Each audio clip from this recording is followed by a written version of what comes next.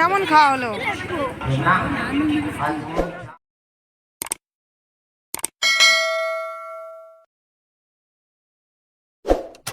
নমস্কার বন্ধুরা, শুভ বিকেল। তো তোমরা সবাই কেমন আছো? আশা করছি সকলে ভালো আছো, আর আমি অনেক ভালো আছি তোমাদের আশীর্বাদে। আজকে একটা নতুন রকমের ব্লগ ভিডিও নিয়ে চলে এসেছি তোমাদের কাছে। তো স্কিপ না করে পুরো ভিডিওটা দেখবে। ভিডিওটা ভালো লাগলে অবশ্যই লাইক কমেন্ট শেয়ার করতে ভুলবে না। এখন বাজে সন্ধ্যা 5:30টার মতন। তো এখন থেকে ব্লগটা স্টার্ট করছি। সারাদিন আজকে ব্লগ করিনি, ভালো লাগেনি ব্লগ করতে। আর যে পরিমাণে গরম পড়ছে কি আর বলবো, তোমরা সকলেই কম বেশি জানো। তো আর কি আর ব্লগ স্টার্ট করব সেটাই বুঝে পাই না। তো সারাদিন এভাবে চলে গেছে, স্নান করিনি। আর আমাদের মোটর আজকে জল উঠছিল না গোটা দিন, ওই কারণে আরও স্নান করেনি। তো অবশেষে এখন স্নান করলাম। স্নান করে একটু রেডি হয়ে নিয়েছি, একটু যাব বাজারে। তো আমাদের এখানে তো বাসন্তী পুজো চলছে, তোমরা জানো। তো বাসন্তী পুজোর মেলা আছে আজকে, যদি যাই অবশ্যই তোমাদের সঙ্গে শেয়ার করব। আপাতত এখন আমি আর বৌদি যাচ্ছি একটু বাজারে, একটু দরকার আছে। তো চলো, যেতে যেতে কথা হচ্ছে। আর এদিকে সবাই বসে গল্প করছে। আর এইটা পুচকু বাবাকে কে হয়েছে বা? পুচকু বাবা, এই যে পুচকু বাবার বর্দি চলে এসেছে, বর্দি কোলে নেবে এখন। বলি বাবা। তো এই যে আমি আর বৌদি বেরিয়ে পড়লাম বাজারের উদ্দেশ্যে। বৌদি আজকে ব্যাংকের বই হাতে নিয়ে যাচ্ছে, দেখতে পাচ্ছ। অনেক টাকা উঠাবে, আর আজকে মেলায় আমি যা যা কিনবো, যা যা খাবো সব কিছু খাবে, তাই তো? দিদির টাকা ঢুকবে না দাদার টাকা? কার টাকা ঢুকবে? তাই না? তো যাই হোক, এমনি আর কি করলাম, আমরা দুজনেই যাচ্ছি, একটু দরকার আছে বাজারে। তারপরে একটু বৌদি ব্যাংকের বইটা নিয়ে যাচ্ছে, ওটাও একটু চেক করার বিষয় আছে।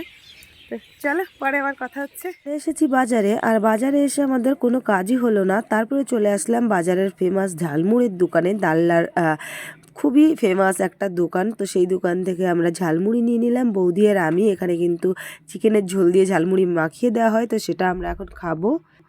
তো বন্ধুরা, বাজারে গিয়েছিলাম, দেখেছিলে তো। তারপরে আর এসে কোনো ভিডিও ক্লিপস শেয়ার করিনি। আর আজকে তো আমাদের এখানকার মেলা, তো তার জন্য আর কি মেলায় যাব বলে। তো আমাদের এখানকার মেলা আজকে, আর মেলায় যাব বলে আর কি রেডি হয়ে নিয়েছি। আর ওদিকে দিদি ওরা, বৌদি ওরা সবাই চলে গেছে। আমার একটু দেরি হয়ে গেছিলো, 3-4বার জামা পরে চেঞ্জ করেছি এই কারণে।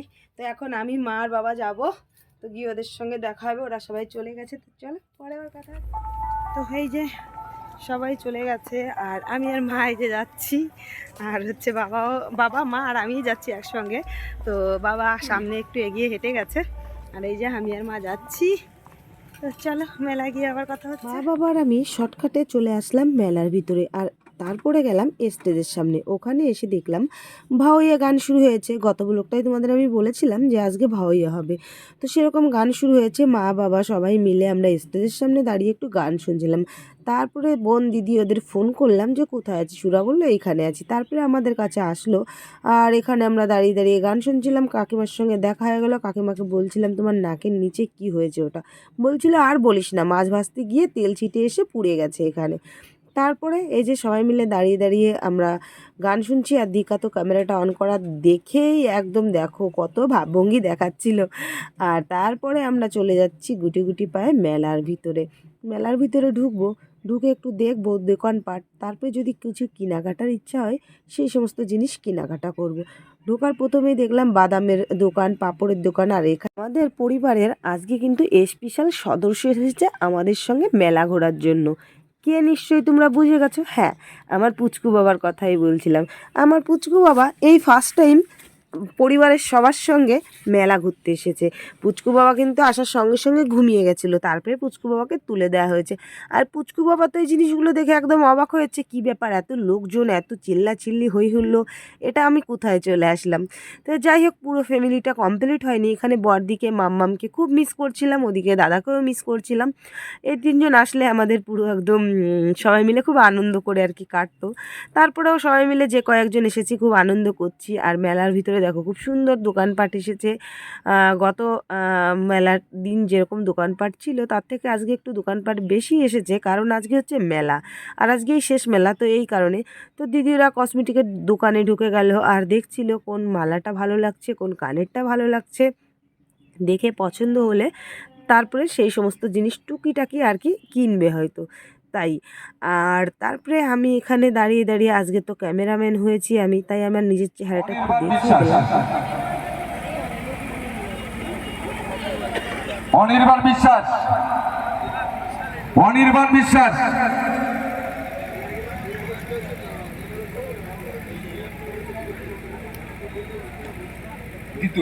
দ্বিতীয় তাকে পুরস্কার তুলে দিচ্ছে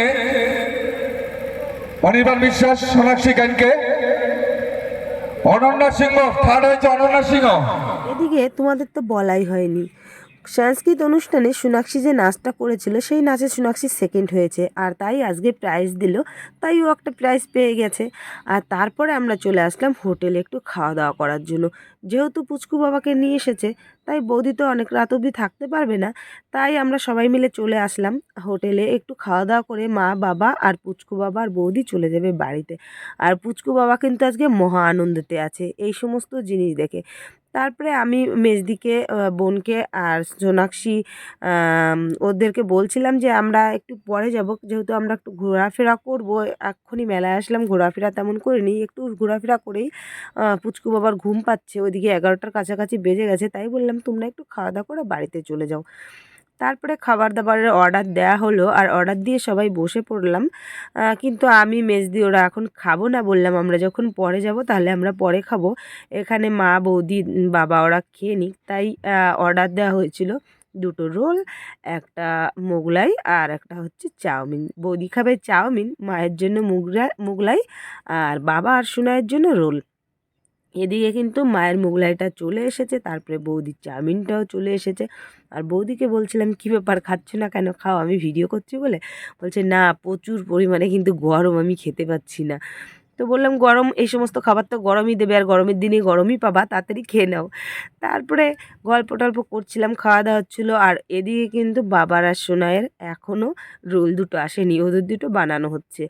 আর এদিকে পুচকু বাবা কিন্তু একবার এর কোলে একবার ওর কোলে এটাই করে বেড়াচ্ছে। দিকা দেখো, পুচকু বাবার জন্য পাখা আনা হয়েছে হাওয়া দেওয়ার জন্য, ও নিজেই হাওয়া খাচ্ছিল। আর পুচকু বাবার এখন কিন্তু প্রচুর ঘুম পেয়ে গেছে, তাই ও একটু ডিস্টার্ব ফিল করছিল। যাই হোক, এখানে খাওয়া দাওয়া চলছে, আর এনাদের দুজনের এখনও রোল আসেনি, ফাইনালি রোল পেয়ে গেছে হাতে। আর আমার না আজকে মনে মনে খুব আনন্দ হচ্ছে, খুব খুশি হচ্ছি যে অনেক দিন পরে আজকে আবার সবাই একসঙ্গে এসেছি। আর এখানে আবার বলছি, মাম্মাম ভিডিওটা দেখলে বলবে তোমরা আমাকে কেউ মিস করোনি, কিন্তু না, মাম্মামকে প্রচুর পরিমাণে সবাই মিলে মিস করেছি, বড়দিকেও মিস করেছি, দাদাকেও মিস করেছি, আগেই বললাম। তো এই যে আমরা কয়েকজন মিলে এখানে বসে আছি, ওরা খাওয়া দাওয়া করছে। তারপরে ফাইনালি দিকাও চলে গেল মায়ের সঙ্গে খাওয়া দাওয়া করতে, ও মায়ের সঙ্গে খাচ্ছিল। খাওয়া দাওয়া দেখে আর থাকতে পারলো না, তাই আবার ও খেতে বসে গেল। আমি এমনিই বলছিলাম, ও যেতে চাইছিল না, মাই ডেকে ডেকে বললো আমার ছোটো মেয়েটা না খেলে আমি কি করে খাই, তুই তাড়াতাড়ি আয় আমার কাছে। ওইদিকে মামি ভাগ্নির কি ভালোবাসা, মামি ভাগ্নিকে খাইয়ে দিল। তারপরে বাবা বাড়িতে এখন চলে যাবে, তাই সুনাইকে টাকা দিয়ে যাচ্ছিল। আমি বলছিলাম বাবা আমার কাছে টাকা আছে, তোমার দিতে হবে না, ও যা খাবে আমি ওকে খাওয়াবো। তারপরে বলার পরে আর কি সুনাই টাকা নিতে চাচ্ছিল না বলে বাবার মুখটা একটু কালো হয়ে গেল, যে হ্যাঁ আমি টাকা দিচ্ছি, ও কেন নেবে না। তারপরে আমি বললাম যে নিয়ে দাদুর খারাপ লাগছে, তারপরে গিয়ে নিয়ে আসলাম। এখানে দেখো বিকাল বৃষ্টি উঠে গেছে, সেটাই বলছিল খেতে গিয়ে। তারপরে আগেই বললাম 11টার মতন বেজে গেছে, এখানে পুচকু বাবার প্রচুর পরিমাণে ঘুম এসে গেছে, তাই একটু ঘুম পাড়ানোর চেষ্টা করছিলাম আমি কোলে নিয়ে।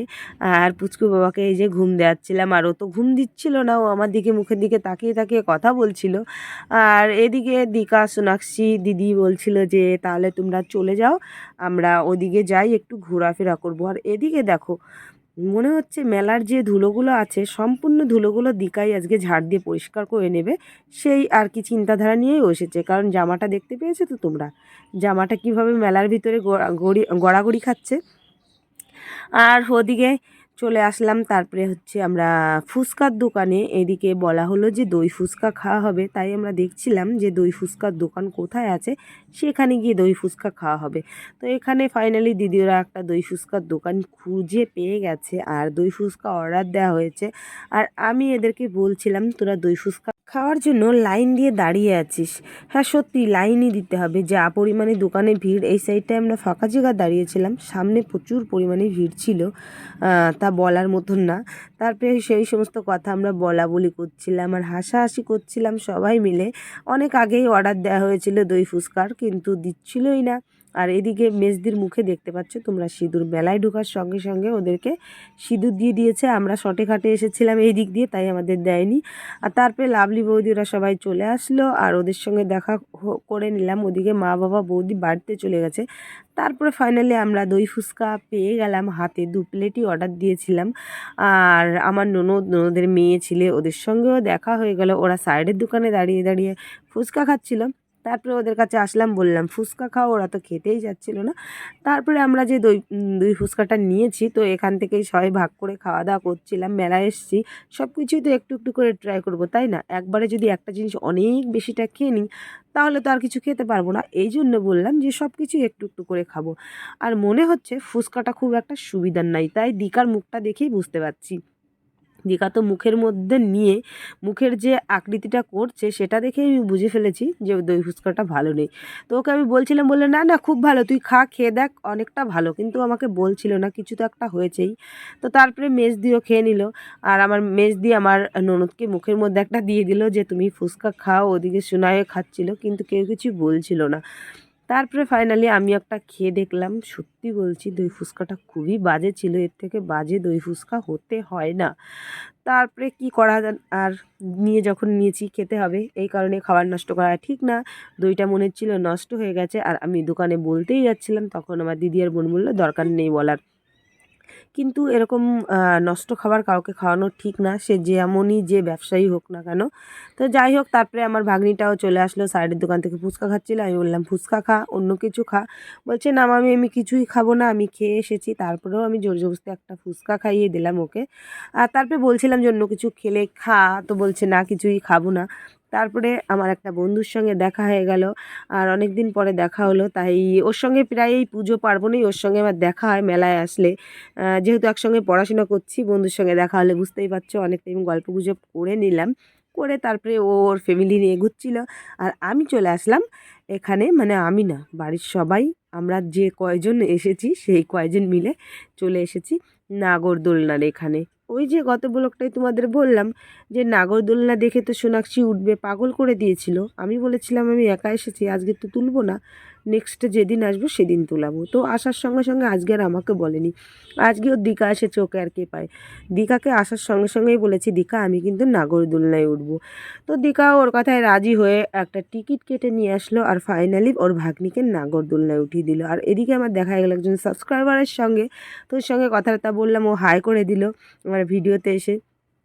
তারপরে এই যে সোনাই তো নাগরদোলনায় উঠছিল, আর আমি তো প্রচুর পরিমাণে ভয়ে ছিলাম যে না জানি কি হয় না না হয়, কারণ এটা কারেন্টের নাগরদোলনা ছিল, কি হবে না না হবে আমি ভয় পাচ্ছিলাম।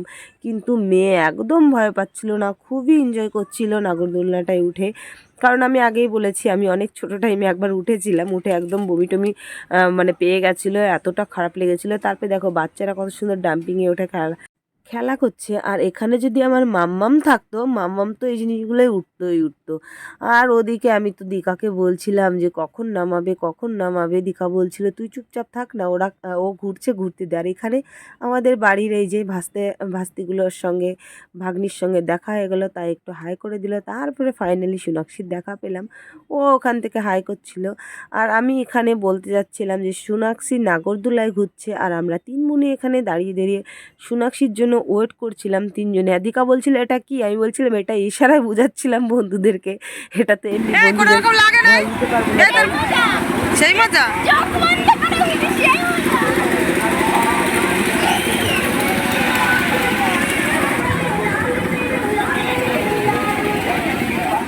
তারপরে নাগরদোলনার ওইখান থেকে ঘুরে এসে এবার আমরা চলে আসলাম লটারির দোকানে লটারি কাটার জন্য।